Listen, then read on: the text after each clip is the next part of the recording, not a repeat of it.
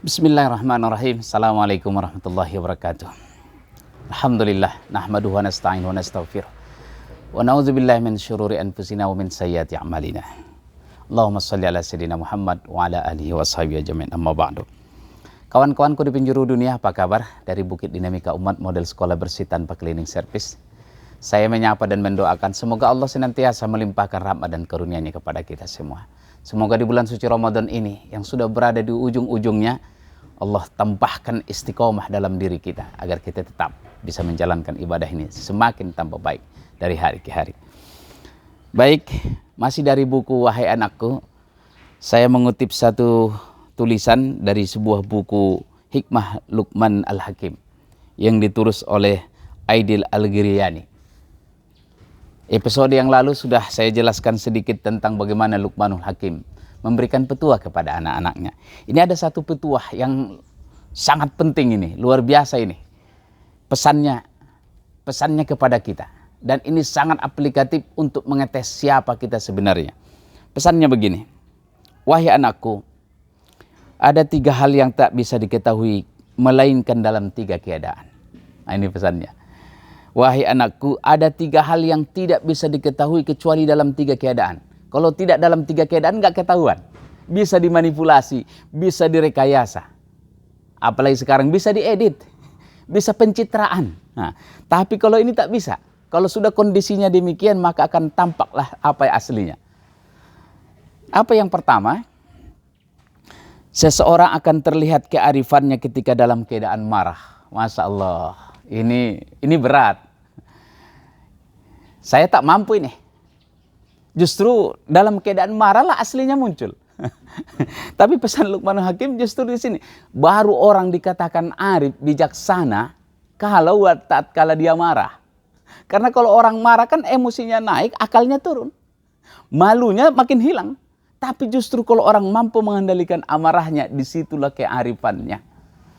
Satu episode yang lalu saya pernah menjelaskan di Renungan Menjelang Senja, harga semua kemarahan. Ini ada kaitannya nih, ternyata nih, baru ketemu nih.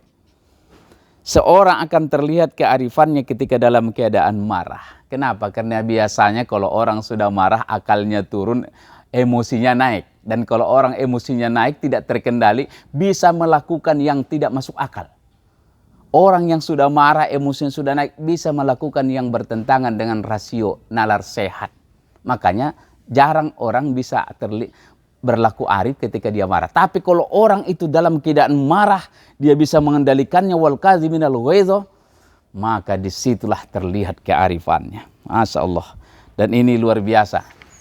Hanya orang-orang mulia, orang-orang yang berlapang dada, orang yang sudah matang jiwanya, yang mampu melakukan yang pertama ini. Kelihatan kearifannya ketika dia dalam keadaan marah. Yang kedua, petuah nasihat dari Luqmanul Hakim kepada anaknya. Seseorang akan terlihat keberaniannya ketika berada di medan peperangan, persaingan atau pertarungan. Masya Allah, ini pun tak mudah. Jadi kalau dalam keadaan kondisi tenang-tenang saja, bilang berani, tak ada itu. Bohong itu. Jadi kalau dalam kondisi damai, bilang berani, tak ada itu. Baru tampak keberanian seseorang kalau dia berani turun bertempur dalam peperangan. Kalau sekarang kita tidak ada lagi peperangan, baru dikatakan berani orang itu kalau berani mengambil jalan mendaki yang susah. Berani menempuh perjuangan, membangun lembaga pendidikan, lembaga yang jauh dari orang-orang yang di tepi laut, di pinggir sungai atau di tengah hutan belantara. Itu orang-orang berani, yang berani mengambil resiko. Kalau kita hanya bekerja seperti biasa saja, tidak ada risikonya, hanya kecil tantangannya. Tapi untuk berani memilih jalan mendaki, setiap perjuangan dakwah itu adalah menghadapi tantangan. Dan baru dikatakan orang berani, kalau berani menempuh jalan yang penuh tantangan, rintangan, bahkan pertumpahan atau kehilangan nyawa. Itu baru orang-orang berani. Dan hanya sedikit orang yang berani melakukan ini. Karena ini penuh tantangan. Yang ketiga, petuah Luqmanul Hakim kepada anaknya, seseorang akan terlihat rasa atau ikatan persaudaraannya ketika kita dalam kesusahan atau kemalangan. Ini luar biasa. Saya pun sering mendengarkan ini. Saudara itu baru terlihat kalau kita lagi susah. Kalau Roma Irama bilang, kalau di meja makan itu banyak kawan. Berapapun orang mau datang kalau ke meja makan, berhura-hura, bersenang-senang, makan-makan, banyak kawan yang datang. Tapi begitu kita kesusahan, barulah kelihatan siapa yang jadi kawan kita. Jadi baru terlihat ikatan kekeluargaan, persaudaraan itu kalau kita dalam kemalangan, dalam kesulitan. Kenapa? Karena disitulah kita membutuhkan topangan, dukungan dari orang lain. Bahkan saudara kandung pun tak mampu memperlihatkan kedekatan emosional persaudaraan dengan saudaranya tatkala dalam kesusahan. Berapa banyak orang yang dalam kesulitan tidak ada saudara kandungnya yang datang. Bahkan yang semestinya yang datang itu adalah orang yang sangat dekat dengannya tidak datang.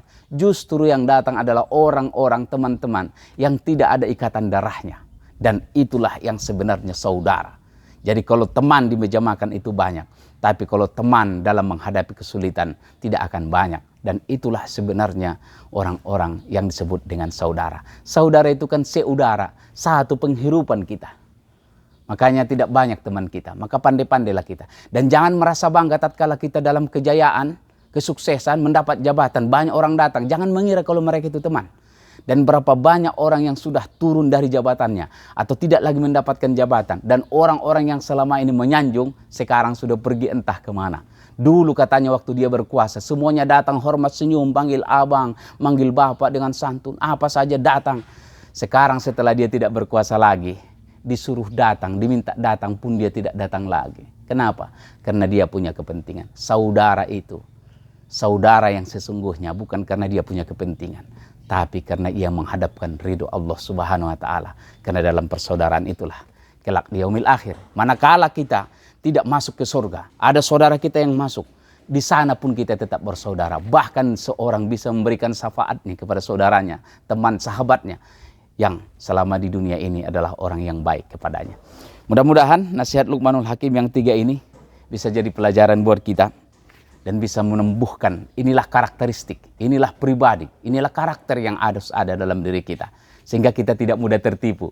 Tidak mudah tertipu, terpesona kepada orang yang secara lahiriah kelihatan hebat, berani, atau kelihatan bijaksana, atau kelihatan seperti saudara, sahabat, tetangga, kerabat. Tidak.